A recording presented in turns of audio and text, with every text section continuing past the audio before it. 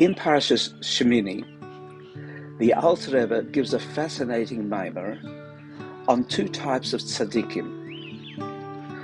One set of tzadikim deal invisibly, meaning you don't know about them. They deal in the heavenly spheres, creating unities and connections in the higher worlds, and in so doing, advance the cause of the creation of the world till Mashiach and post.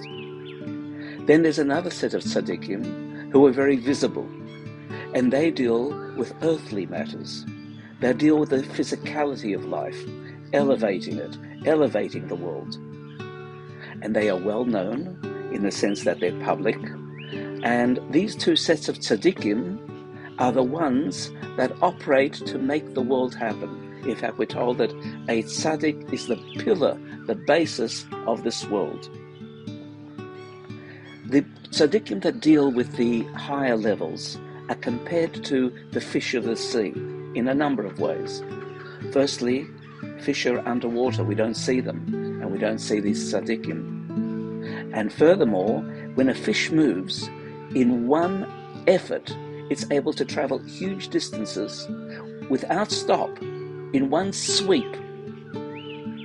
Whereas when we operate here on earth, we have to move in an integrated manner, step by step by step.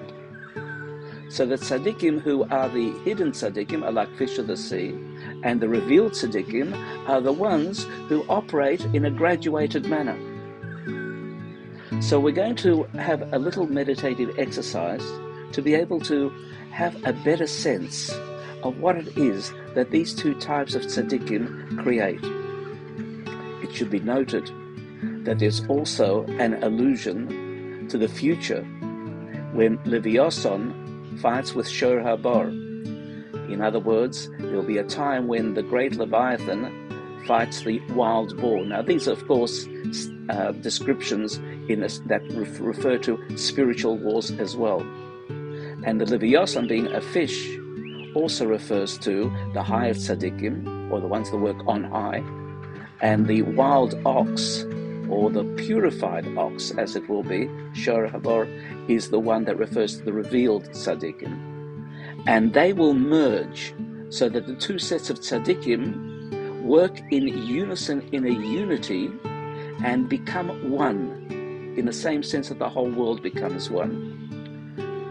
A very interesting and deep concept. So you see how even the most obtuse subjects within the almost Kabbalistic frame have an application to the present moment and identification of the spiritual dynamics now. So gently close your eyes and just focus on your breath, gently breathing in and breathing out. Slowly and deeply, and bring to mind the image of a tzaddik that you know. Allow that image to firm up and become concrete in your mind.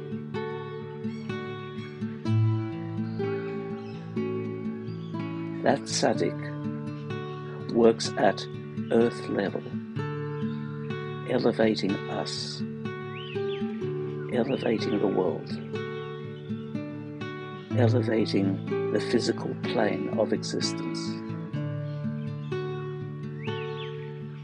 Gently smile, as if you're smiling to that tzaddik, appreciating the immense work that he is carrying out for us and with us.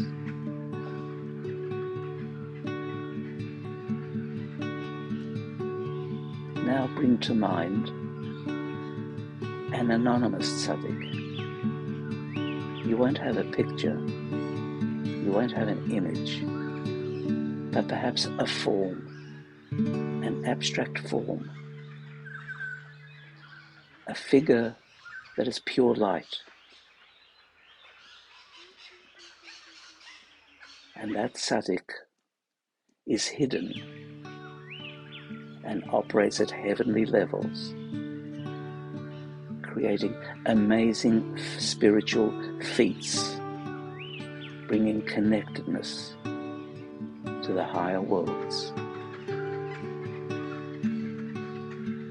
That tzaddik is hidden. You won't know anything about him.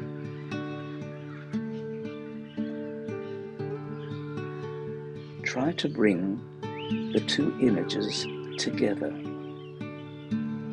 so that the tzaddik that you visibly conjured up in your mind now becomes full of light, and yet you can recognize him, but now emits amazing light so that his form and physical state is a little bit abstract, but there for you to be aware of. The fusion that will herald the coming of Mashiach. Think of the beauty of the moment, because all of us will radiate that light and be subsumed in the integration of those two tzadikim.